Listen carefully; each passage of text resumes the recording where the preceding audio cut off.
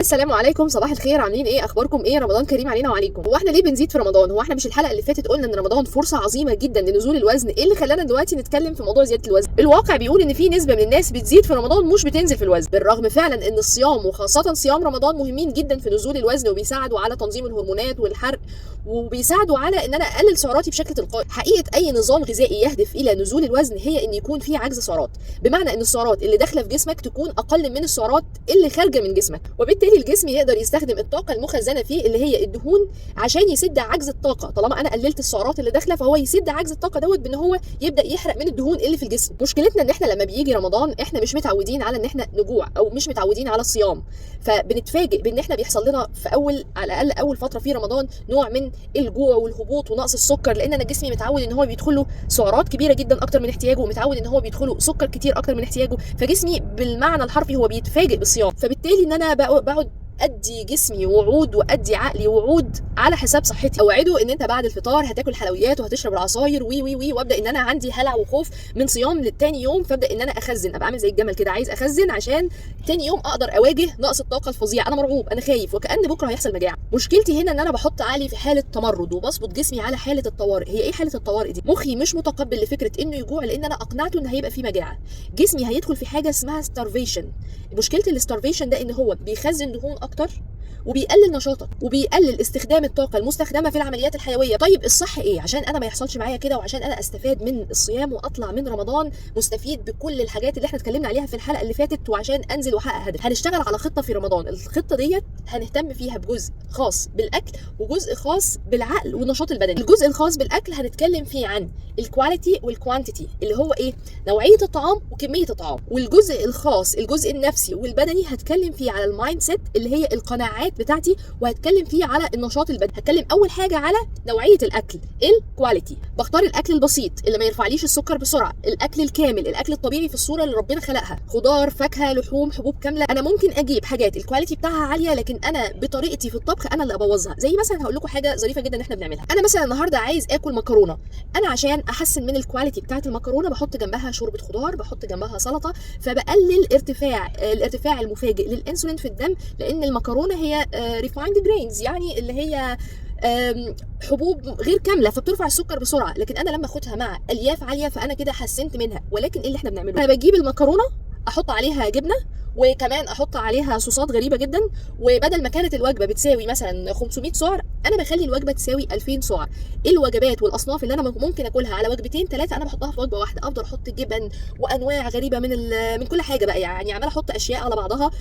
بتابع بقى قنوات الطبخ والشيفات والصوصات، واخلي الوجبه اولا فقيره بالمغذيات وغنيه جدا جدا جدا بالسعرات، وده بيقلل جدا من الكواليتي بتاعه الاكل. عايزين نطبخ بطريقه بسيطه، عايزين نتبل ونبهر الاكل، نحط جنبه السلطات ونحط جنبه الالياف العاليه، وبالتالي نحسن من الكواليتي بتاعته. النقطه الثانيه الكوانتيتي او كميه الاكل اللي انا باكلها. انا عايز اكل لحد ما احس بالامتلاء، ومش بس اوصل لمرحله الشبع، لا انا احس بالامتلاء وابقى مش قادر اتنفس، والحجاب الحاجز عندي مش قادر يتحرك. ليه؟ لان انا خايف من المجاعه اللي هتحصل لي ثاني يوم.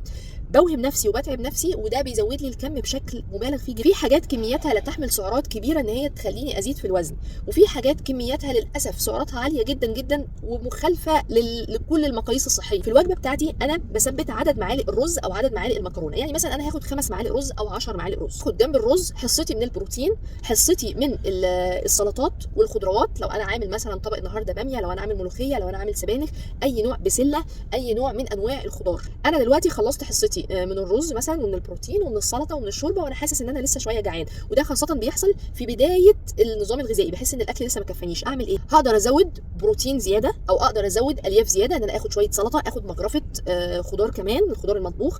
اقدر ان انا ازود في الحاجات اللي هي سعراتها محدوده، اللي هي مش هتزودني ومش هتاثر على صحتي.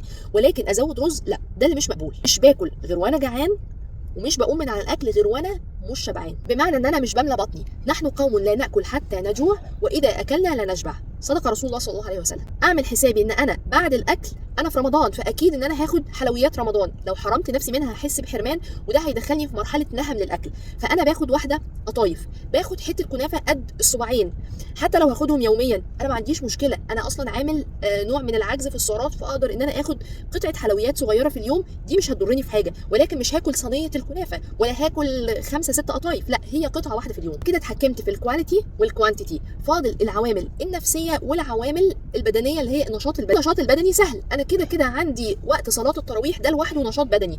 هحاول ان انا لما اروح التراويح امشي للمسجد، هحاول ان انا اواظب على التراويح طول شهر رمضان، وادي دوت نشاط رياضي لوحده. لو انا بروح جيم مش هقطع الجيم في رمضان. هقول لكم مواعيد الجيم المناسبه جدا ومواعيد الرياضه المناسبه في رمضان، بس خليها في حلقه ثانيه عشان ما نطولش الحلقه دي. ست البيت تقدر انها تنزل تتمشى حوالين البيت او حتى تعمل الرياضه المنزليه، المشي المنزلي. المهم هنزود نشاطنا البدني في رمضان. اما بقى على العامل النفسي والقناعات ان انا هجوع تاني يوم، اعمل فيها ايه؟ انت فعلا هتجوع لو فضلت بعقليه ان انا لازم اكل سكريات وحلويات عشان اشبع تاني يوم، لان ده بيلخبط لك الميتابوليزم كامل، اللي هو طريقه الحرق والتمثيل الغذائي عندك، بيخليك دايما محتاج سكر. انا هغير نوعيه الاكل بالاعتماد على الكواليتي والكوانتيتي اللي اتكلمنا عليها. تاني حاجه ان انا لازم اقنع نفسي ان انا مش داخل مجاعه، الاكل الحمد لله موجود وخير ربنا كتير، ولكن انا اللي المفروض انظم نفسي وهيئ نفسي نفسيا.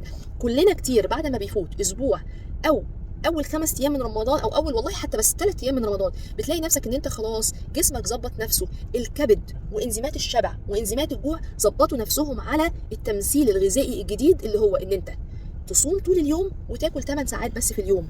جسمك هينظم نفسه، مش هتحس لا بالجوع ولا بالنهم اللي انت كنت بتحسه في اول اسبوع من رمضان. بعد 20 دقيقه بالظبط انا بشبع، بتشتغل انزيمات الشبع لوحدها، اكلت او ما اكلتش. فالطبيعي ان انا ببدا الاكل بقنع نفسي ان انا ما اكلش بسرعه، لا انا هاكل بكميات قليله عشان انا بعد 20 دقيقه بالظبط هشبع. فببدا اكل كميات قليله، ببدا ان انا اكل معلقه بمعلقه، بتنفس كويس بين الاكل. بعد 20 دقيقه بالظبط هلاقي نفسي ان انا شبعت بغض النظر عن كميه الاكل، ولكني ممكن في 20 دقيقه دول اكل الترابيزه كلها، كل المائده، او ان انا اكل طبق صغير. فانا عشان كده هقلل كميه الاكل اللي داخله، هقلل المعلقه اللي انا باكلها، همضغ كويس جدا. هتفوت اول 20 دقيقه هلاقي نفسي ما دخلت في الشبع، هحاول اقوم نص بطن واقنع نفسي زي ما قلنا ان الاكل الحمد لله موجود وخير ربنا كتير، وهم اول 3 ايام اللي هجوع فيهم وبعد كده الدنيا هتنتظم. بكده انا قللت اكلي على مدار شهر رمضان كله. رمضان كريم قوي وهيديك قوي، بس انت ابدا ونظم نفسك وكمل، ورمضان كريم، ونقول سلام.